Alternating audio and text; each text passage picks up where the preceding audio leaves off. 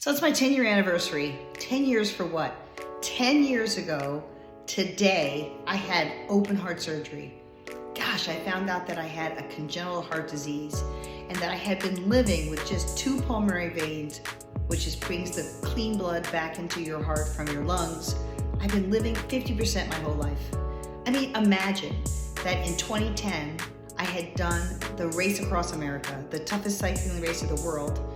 And then in 2015, I had open heart surgery, the toughest race for my life. Crazy. And I look back in retrospective and I think, what kind of decisions did I have to make? Well, it's interesting.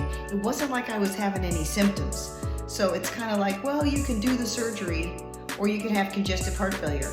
So it's not like I need to have it that moment, but I needed to have it or I was not going to be able to get off the couch. So it's weird to have almost like elective heart surgery, life-saving.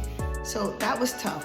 Professionally, it was tough because I was a trainer my whole life, and my whole self was very much about my strength, my cardiovascular ability, and sort of being like the strongest woman out there.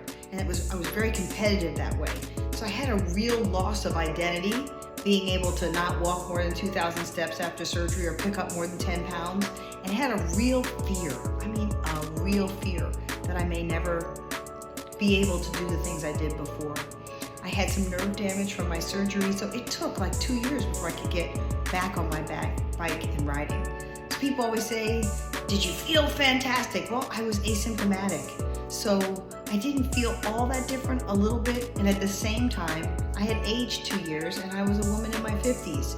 Loss of estrogen, change into menopause. So all those factors played in my mental emotional state of not feeling as much of a badass as I had felt before.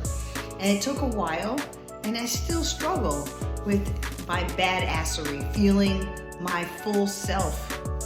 So I had to really shift my perspective, both on who I am as an athlete and who I am as a coach.